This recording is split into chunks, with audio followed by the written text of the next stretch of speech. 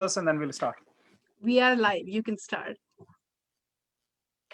Hi, my name is Sanjiv Goyal. Welcome to our show, Confession of a Futurist with Sanjiv Goyal.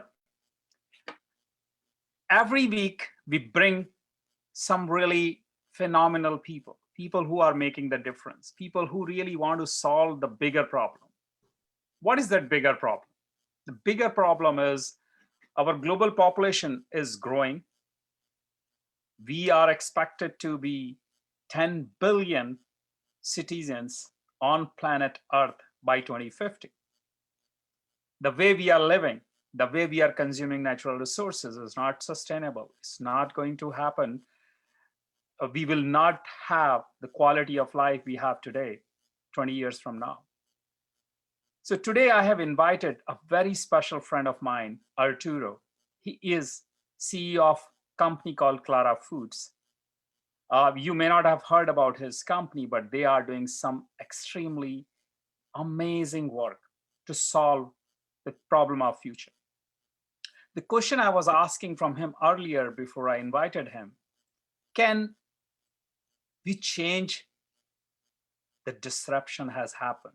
What we have done to humanity, what we have done to our planet in the last 100 years or 200 years, can we reverse it if we change the way we eat?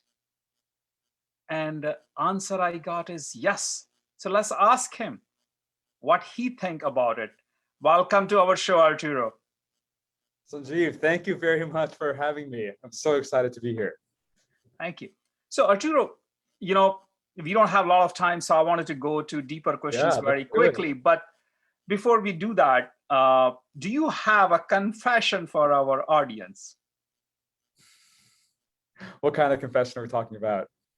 So anything you think in your life you would have done differently? I know you are a vegan person and you used to eat meat. And how that change happened and why?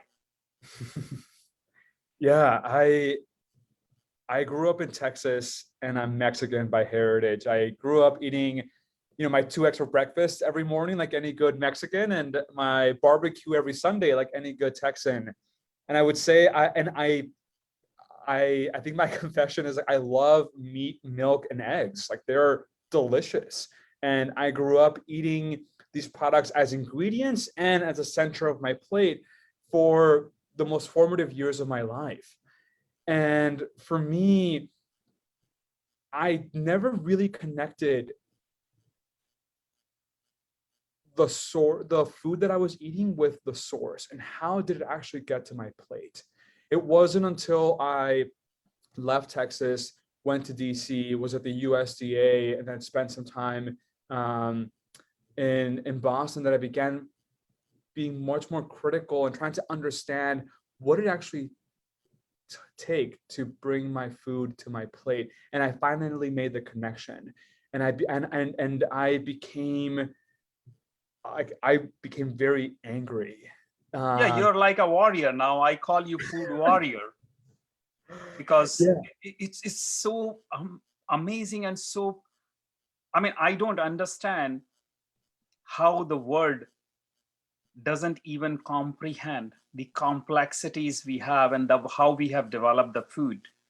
And it's not sustainable. We all know that. We watch movies like Sea Piracy, and I'm not sure how accurate the facts are, but based on the research, is pretty accurate that the whale is responsible for 70% of the oxygen we inhale. So help us understand how the food and the way you are thinking of food is going to change our future. Yeah, it's a great point, because I think, it's so, and it's not really our fault. Like, we weren't even taught this. We had to find this information out through other means, and that's what got me angry. Like, why didn't they teach me that animal agriculture emits more greenhouse gases than the entire transportation sector, than all the cars, planes, ships in the world combined? That 3/4 of the world's arable land is used for animal agriculture.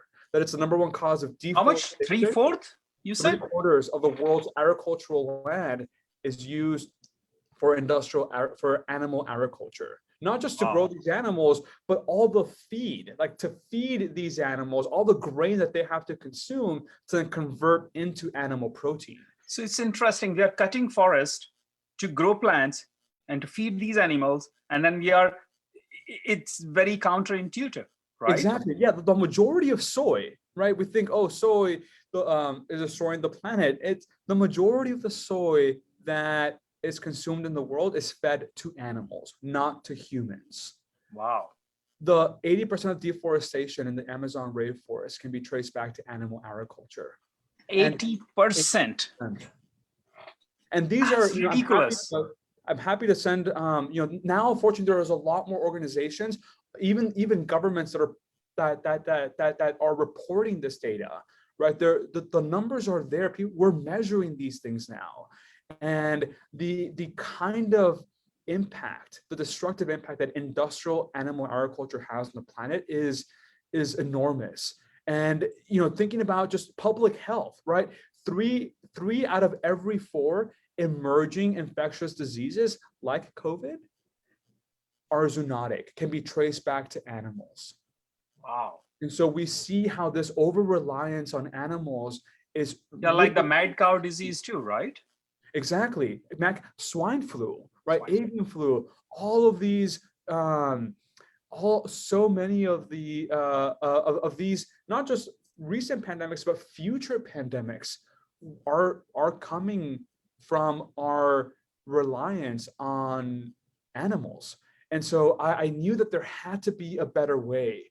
And I spent just time thinking about, is there a way that we can have our cake and eat it too, right? That ultimately we don't that we don't have to force people into eating better, eating healthier, because it's not, if we don't make it easy for people, it's really hard to drive global impact.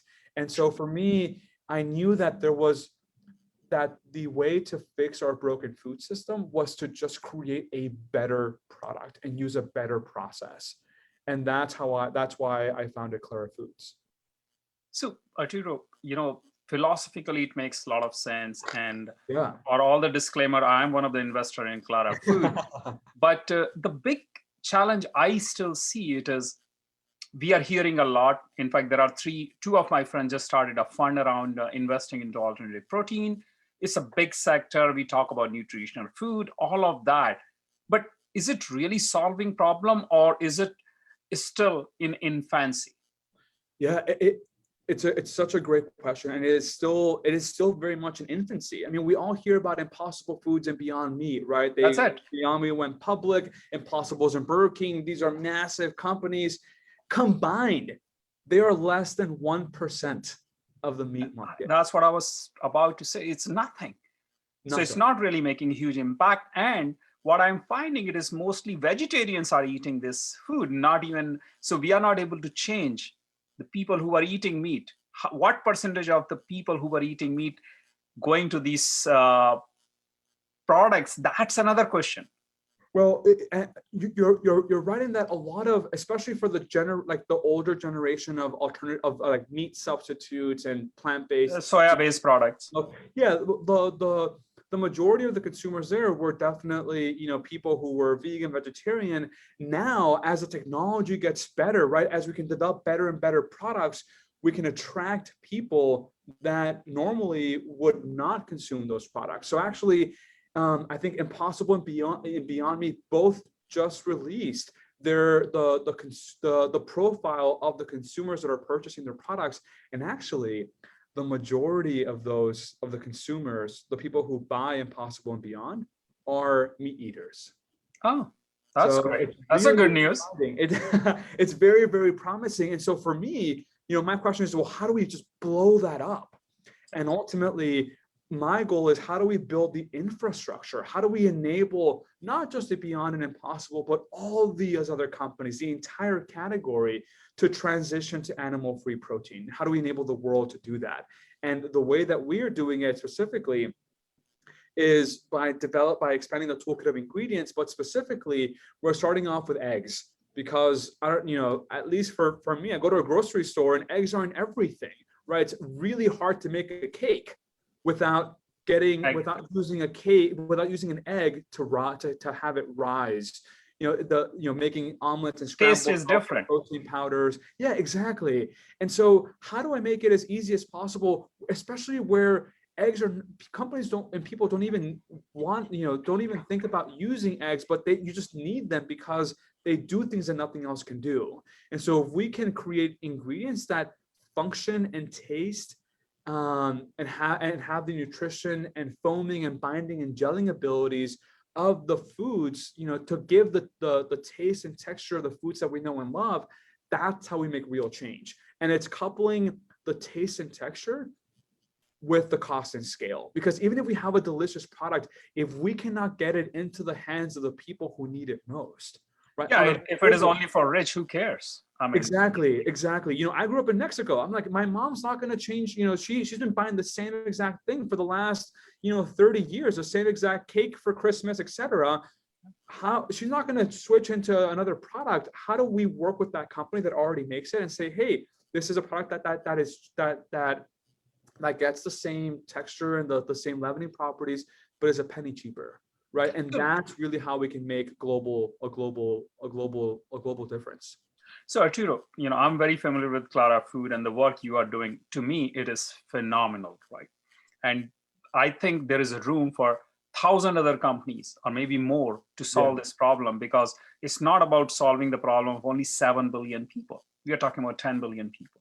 So it's not just the problem of replacing or finding, changing the behavior. It's like creating new behavior for our customers and the new citizens who are going to be part of the planet Earth. And the next generation, especially I talk to my son, my daughter. My daughter just converted into vegetarian. She was eating meat and she's now vegetarian, almost vegan, not vegan yet. Cheese is hard to leave for me too. So I'm experimenting a lot with cashew. But let's talk about data. You have a lot of data. We are both engineers. So what percentage of the people on planet are primarily meat eater?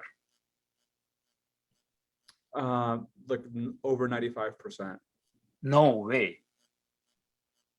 Is it that much? 95% of the world primarily rely on meat as a food source? Oh, I mean, I would say that they consume at least. Developing countries, yeah, they would consume if they had access to it. You're right. There's a lot of, in developing countries, some people don't have access to meat right now. It's the cost of the issue. They would consume it. Yes, correct. Yeah, so I would say developed countries for sure, in a lot of developing countries, but in some countries where meat is very cost prohibitive for those populations, it really is pretty rare. So let's talk. See, primarily our audience are from Silicon Valley. Yeah, and fairly very aware and very they do believe in sustainability. Yeah. I believe that majority of them. Most of my friends I know, they want to do something and they will love to be part of this movement. And I'm calling it not food innovation, it's a food movement, because it can't just happen overnight. And there are a lot of complexity. So 3 things I could understand are the challenges. One is, of course, you talked about the taste, because all the substitute and other product doesn't have the kind of taste is required. Second concern people have is nutritional value, even with Impossible Food and Beyond Meat and 6 other products. Is it really same? Is it more different? What is going on? And the last one is really the texture. Texture is important, but more than texture is properties of that product, right? If I use egg, feel like egg. So these are the 3 key reasons people are not able to move or jump the ship in a way, based on my understanding. Now, there are 2 ways we can solve the problem. One way of solving the problem, what Impossible Food, Beyond Meat, and 6 other companies I know in my network trying to do. In fact, we had a person who is doing making meat, right? And the person making cheese, right? On our panel a few months ago. So actually almost 6 months ago. I can't believe that. Time just flies. So don't you think we should think of creating new kind of food, because I think we are trying too hard to replicate what we have instead of thinking of creating new kind of food. Like we go to some nice restaurant, they have this fusion food, they create new thing, and you try it. So wow, that's really good. I may still eat pizza and rice and other things every single day, but I won't mind trying other kind of food. Yeah, it's an excellent point. And I think the nuance here is we need both approaches. But I think because the thing is, again, if we create new kinds of foods, you get into the same problem of adoption, right? Ultimately, if you're changing consumer habits, we lose a lot of people in the process, right? And so there is that challenge where a lot of people, no matter what they tell you, they still have that their palates are not incredibly dynamic, right? They're used to the same exact kinds of foods. And so it is really important, if we're going to transition the world to animal-free protein, that we're able to meet people exactly where they're at and make that transition as easy as possible. But then to your point, and that's one thing that I love about what we're doing at Clara, is how do we just blow past this paradigm shift of trying to compare, and if we can make something that like in Silicon Valley, right, where you just make something that makes the old system obsolete, True, right? true, And true. that's where we have a protein that is able to create incredible kinds of protein beverages that don't have all this sugar and all this crap that's added to them, and make them very clean tasting. And that's where we see, well, look, if we can just make a fundamentally better product, we can compete and blow, and ultimately drive adoption that way, right? And I think similar to the kind of iPhone concept, where you can create something, or the automobile, right, making the horse obsolete. If we can develop a really kick-ass kind of egg, right, that is able to outperform the traditional chicken egg across all these applications, there could be massive adoption that way. And so I think, to your point, I think it's a twofer, because we work with big companies that are looking, that they have consumers that have been buying the same product for decades. But they don't want to switch. Yeah, you still want the same pancake and Exactly. same waffle in the breakfast. I mean, Exactly. Like you want the same thing that your grandma used to make you when you were little, right? Food is a little different than like some of this technology, because it's too personal. there is a very strong emotional, personal component to it. But I think your point is very valid. And I think there's innovation that needs to happen across both fronts. And that's why, to your point, we need 1,000 companies that are innovating across the spectrum. So let's go a little, to make this question a little more complex. We all know the population is growing. Yeah. And which is a good thing. I mean, we are able to keep more people healthy, safe. COVID has definitely created a lot of interesting challenges, and we have lost a lot of people, but humanity hasn't lost hope. And I'm really glad for that. We are working together. And I'm glad we are opening the borders, and I'm glad we are working together to solve these problems. But we still don't have, let's say, half of the world change into vegetarian or vegan. Yeah. It's going to definitely reduce some burden on our earth. We need to grow less, and land will be available to grow more kind of food. But don't you think it's time for us to think differently, even growing the plants? So question I have is, do you see in near future we'll be investing and we'll be working on more around vertical farming, or building things in the labs? And is it sustainable, or is it more in terms of like, whenever we grow things in the lab, are we really eco-friendly? Are we sustainable or not? Yeah. The way that I think about it is, there will for these products, whatever we're doing or other companies, there's going to be a carbon, water, and land footprint to it, right? These are not, you need inputs to make these outputs, right? And so there's going to be some inherent inefficiencies. What I always anchor to is to not compare these products to the almighty, but comparing them to the alternative. And we know that whether it's every single plant-based burger, cell-based burger, fermentation-based, egg replacer, plant-based milks, so almond milks, even almond milks that get a lot of flack because almonds are very water intensive. Yeah. You compare some of the most water intensive plant-based products or vegan products, they are fundamentally across almost every metric far more sustainable than growing animals. 100%. That's I'm good with that. Mhm. But my question is really, Arturo, the challenge I have which I'm not able to comprehend. Yeah. The California size is not growing. Let's say California population is 40% more. I don't have more land mass to grow anything.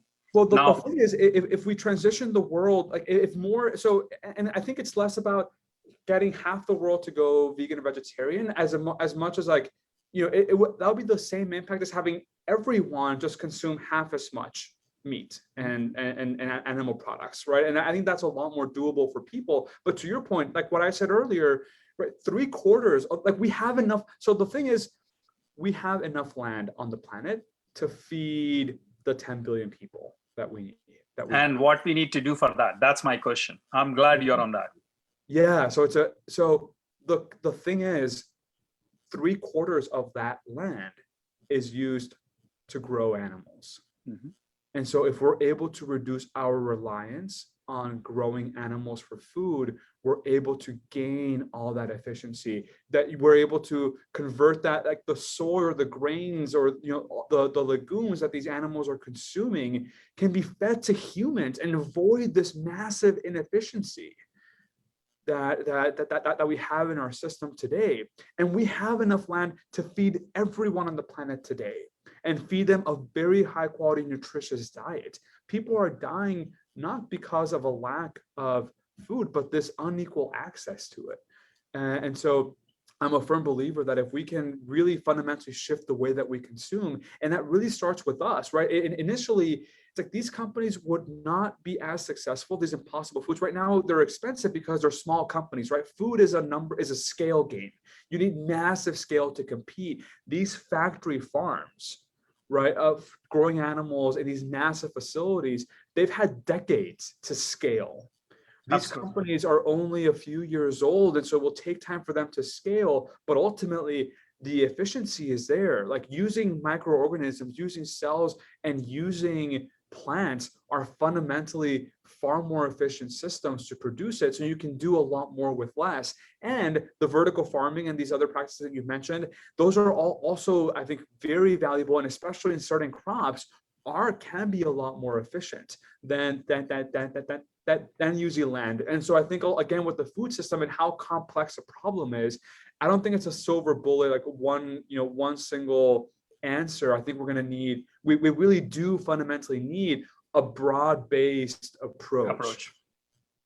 All right, we have a few minutes, and I would like our audience to know a little bit about you. So what's your favorite food? I'm a little basic. My favorite food is a sandwich. With mayonnaise, mustard, ham, vegan cheese. There's really amazing ones now out there. Tomatoes, lettuce, onions, and avocado by far. With avocado, everything is better. That's true. I agree with that. It's funny. First time when I tried avocado, it was like, really? And I love it now. It's an amazing fruit. So, Arturo, our world is evolving. Yeah. There was a time when we were building civilization right next to the water. That was the most important thing. Yeah. Then the point I'm trying to make it is, with all the evolution we have, we are still spending a lot of our resources in logistics. So I grow somewhere, the food come here. Yeah. Half of the food is already wasted, or more possibly. And that's the factories come in and process food and all of that. Do you see that organization like yours can create a different kind of world? And that means the world which is pretty self-contained. It looks like a very sci-fi kind of, but I envision that with the battery technology, with the solar technology, can we build self-contained cities anywhere on planet, and which is built with the best of the best products. So this is not even a question what we are talking here.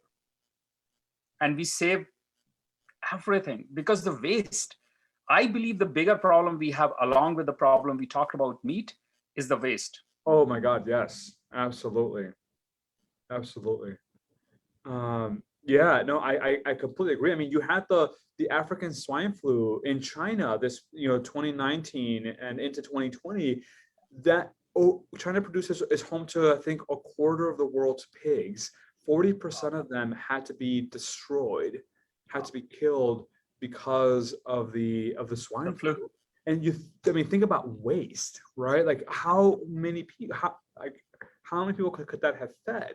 And that's the problem with using industrialized way of doing things. These products, exactly. The beauty about these technologies, like for us, we use fermentation, and same with the brewers use yeast to convert sugar into alcohol to make beer and wine. Our yeast naturally converts that same sugar into protein. And you think about where can you brew, right? Unlike growing, unlike factory farms, working with animals in hot temperatures, especially with climate change, right? There's a lot of sensitivity where it doesn't rain or where you need access to closed systems. These like for us, for our fermenters, you can grow them in the Middle East, or you can grow them anywhere in the world. As long as you have access to sugar and to water, you can have a Clara brewery anywhere in the world making very high quality egg protein. So we don't have much time, Arturo. I want to thank you for your time today, and really, really appreciate your time. I always enjoy talking to you. But the big thing I have learned today is there is a future, and the future definitely looks better than the way we see it today. It's going to be brighter. There are a lot of smart people like Arturo helping us build that future or explore that future. We will find ways to solve these problems in a better way, and Earth will be more sustainable in next 10 to 20 years. Am I correct? Yes, I'm an inherent optimist, and I believe that, with the caveat that it's going to take all of us. We need everyone to be advocating for these products, to be buying them on the market, to really engage and get their families to consume these products, to normalize not having to eat meat every single day for every single meal, not Every having single to meal. eat eggs every single day. Like, that is something that culturally we can move past, and that will take all of us. Thank you very much, Arturo, for your time. I would like to thank Radio Zindagi for giving me this opportunity. And thanks to all our audience. Because of you, we have the show. Please do write to us. Send messages on Facebook if you have a question for me or Arturo, and we will respond to it. Thank you. Awesome. Thank you all very much. Such a pleasure. Thank you, Sanjiv.